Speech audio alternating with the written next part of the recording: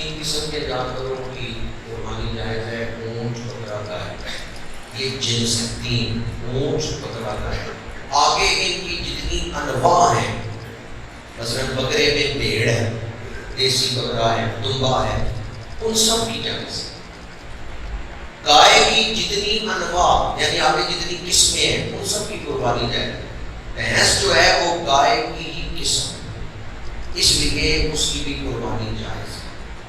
جس طرح بکرے کی ایک قسم ہی نہیں، بکرے کی کئی قسمیں ہیں، دیسی بھی ہے، بھیڑ بھی ہے، دمبا بھی ہے، ان کی الگ الگ قسمیں ہیں.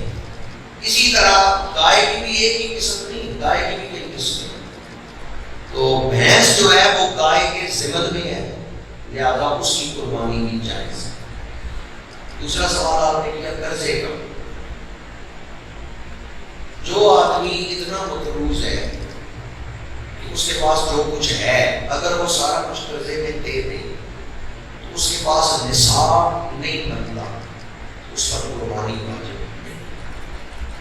قربانی اس صورت میں ہے کہ اگر وہ قرضہ دیتا ہے اس کے پاس نصاب بچ جاتا ہے، اس پر قربانی.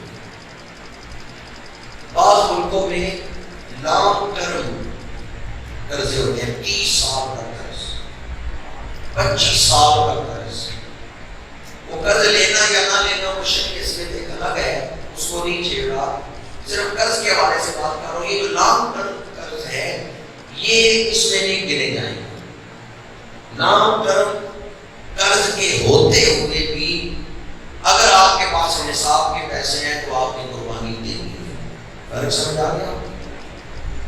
لمبی مدت کے لیے بعض لوگ قرضہ لے لیتے ہیں حکومت سے یا کمپنیوں سے، 25 سال تک وہ تھوڑا تھوڑا کر کے انہوں نے واپس کرنا ہوتا ہے. تو اس صورت میں آپ یہ نہیں کہہ سکتے کہ 25 سال تک اب قربانی نہیں ہے یا 25 سال تک اب زکوٰۃ ہی نہیں ہے. اس صورت میں اگر اس کے پاس نصاب ہے وہ قرض اپنے ایک معمول کے مطابق وہ ادا کرتا رہے گا، اور نصاب کے پیسے اگر اس کے پاس موجود ہیں تو پھر وہ قربانی دے گا.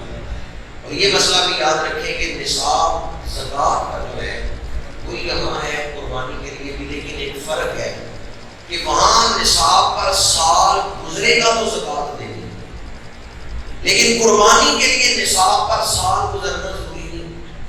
عید کے دنوں میں آپ کے پاس پیسے آ گئے، آپ صاحب نصاب بن گئے تو آپ کا قربانی.